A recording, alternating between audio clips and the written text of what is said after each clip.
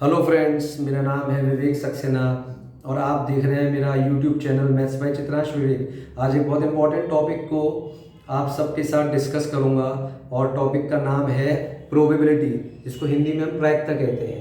Class 10th की probability को आपके सामने आज समझाने की मैं कोशिश कर रहा हूँ इस वीडियो के माध्यम से।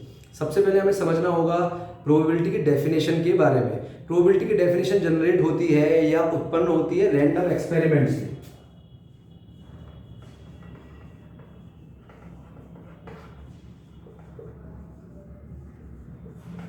रैंडम एक्सपेरिमेंट को हिंदी में हम यादृच्छिक प्रयोग भी कहते हैं।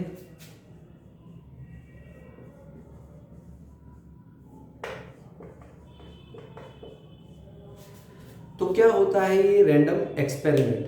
सपोज करिए मेरे पास एक डाइस है और जब इस डाइस को मैं थ्रो करूंगा तो ये तो मुझे मालूम है कि मेरे पास 1 2 3 4 5 या 6 में से कुछ ना कुछ एक डिजिट मेरे पास आएगी, बट एग्जैक्टली क्या मेरे पास आएगा ये मुझे नहीं मालूम है। और क्योंकि ये मुझे नहीं मालूम है तो इस एक्सपेरिमेंट को हम रैंडम एक्सपेरिमेंट कहते हैं। अब आ जाइए प्रोबेबिलिटी की डेफिनेशन पर।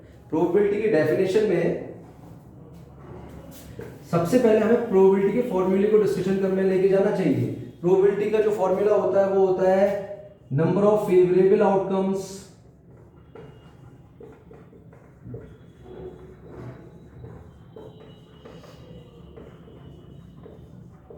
Upon total number of outcomes.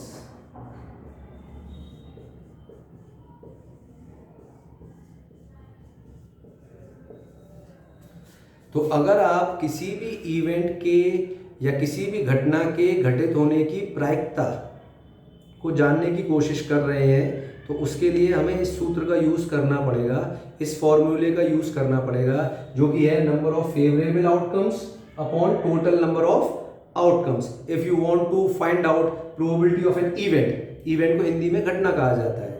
अब इसका एक एग्जांपल हम देख सकते हैं और उससे हमें बहुत अच्छी तरह समझ में आ सकता है कि किसी भी इवेंट की प्रोबेबिलिटी हम किस तरीके से फाइंड आउट करेंगे। सपोज करिए डाइस मेरे पास है और मैंने कहा कि मुझे 3 आने की प्रोबेबिलिटी बताइए कि कितनी होगी।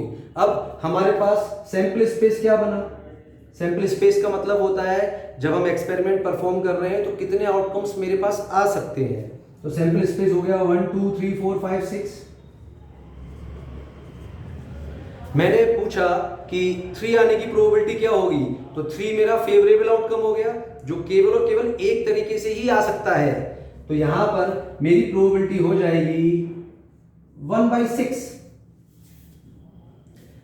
1 जो है वो मेरा नंबर ऑफ फेवरेबल आउटकम्स रहेगा, 6 मेरा टोटल नंबर ऑफ आउटकम्स रहेगा, जिसको सैंपल स्पेस भी कहा जाता है। सैंपल स्पेस को हिंदी में प्रतिदर्श समष्टि कहा जाता है।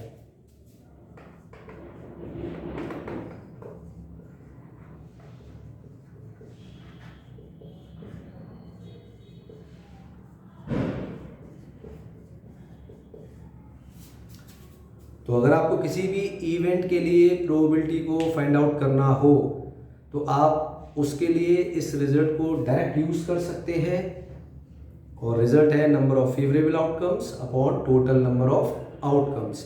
एक बात और ध्यान रखिएगा, किसी भी इवेंट की प्रोबेबिलिटी हमेशा 0 और 1 के बीच में ही आएगी।